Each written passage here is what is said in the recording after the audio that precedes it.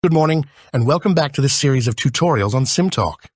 In today's video, we will talk about control structures in programming and how we can apply them in our methods.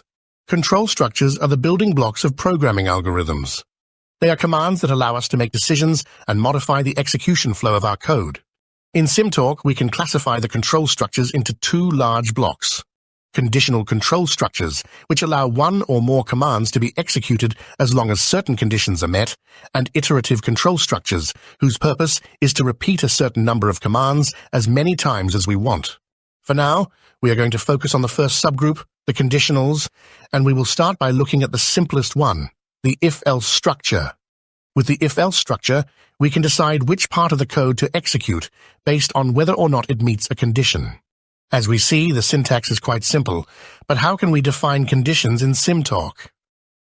We have different relational operators that allow us to generate conditions by comparing variables with each other or variables with fixed values, such as numbers or text.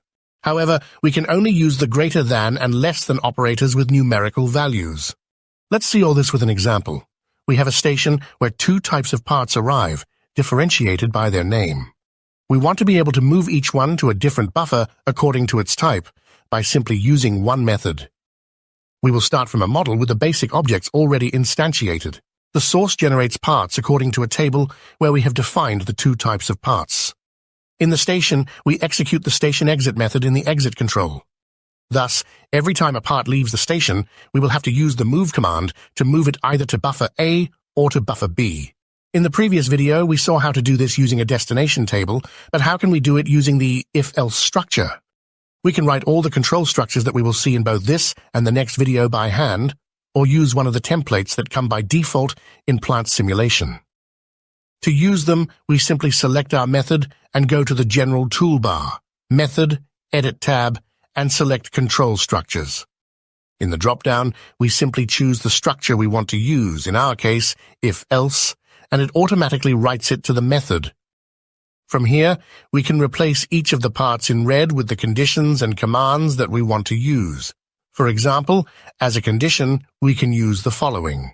In this case, this condition will be met if the name attribute of the instance that executes the method is equal to the string ref A. If this is true, we want to move it to the corresponding buffer, so on the next line, we're going to write the following. But what happens if the condition is not met? For that, we have the second part of the structure, the else part. Now, this structure is read as follows. If the name attribute of the part instance that is executing the method has a value equal to the string ref A, then move it to buffer A. Otherwise, move it to buffer B. Let's set a breakpoint and execute step by step to check it. The first reference is called ref A. Therefore, this condition is met, and we will enter the first block, which will move it to buffer A. Another way to check the conditions is using the Expressions tab of the debugger. As its name indicates, here we can write different expressions and check their value. For example, if we copy the first condition and double-click on the first cell, paste it, and press Enter, we will see that true is returned, since this condition is being met. Let's see what happens with the next part. In this case, we have a reference B, so, as we see in the Expressions tab, it is now telling us that the condition is not met. Therefore, instead of executing the first block, the debugger will jump directly to the second and move the reference to buffer B. Now, what would happen if instead of 2 references we had 3? I have added a new reference to the table and created a new buffer. With what we know so far, we could solve it by combining 2 if-else structures as follows. Let's run again with a breakpoint to understand the logic well. With reference A, the logic is the same as before. For reference B, since it does not meet the first condition, it enters the else. Here, the first thing it does is evaluate the second condition. Since this is true, it enters the if and moves it into buffer B. For the C reference, it evaluates both conditions, and since neither condition is met, it ends up executing the last command and entering the C buffer. However, if we keep adding references to the model, the code will reach a point where it will be very complex to read and maintain. To prevent this, we can use the if-elseif-else structure. Using the same example, it would look like this. Both the previous form and this new structure are doing exactly the same thing, but by using the else-if, we make the code much clearer. But there is still a cleaner way to present this decision tree, the switch case structure. Let's make the change and see what difference it makes. How does this control structure work? What we do here is evaluate the name attribute of the instance at the beginning and then define what we want to do based on the value it has.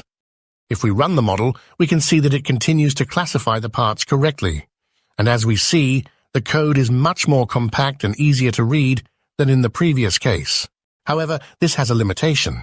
We can only use the switch case structure when all conditions are evaluating the same variable. For example, let's take this other case. We have 3 types of part as before, but now the classification is different. Parts A still go to buffer A, but for the other 2, we will have a counter of how many parts A we have moved, and depending on whether that counter is even or odd, we will move them to buffer 1 or buffer 2. Now we can no longer use the switch case structure since we are evaluating 2 variables, the name of the reference and the value of the counter. For cases like this, we have to go back to the if-elseif-else structure. We'll start by writing the same condition as before, adding that it updates the counter. Now, if this condition is not met, what we have to look at is whether the counter is even or odd. To do this, we will use the mod function, which returns the remainder of a division. If the counter has an even value, the remainder of dividing it by 2 will be 0, so it will move the part to buffer 1, and otherwise it will move it to buffer 2. If we add a breakpoint and run the model, we will see how it classifies the parts in the corresponding buffer according to the conditions that we have defined. With this last example, we have finished the review of conditional control structures. In the next video, we will see the other group of control structures, the iterative ones, which will allow us to solve other types of problems and give even more flexibility to our code. Greetings, and until the next video.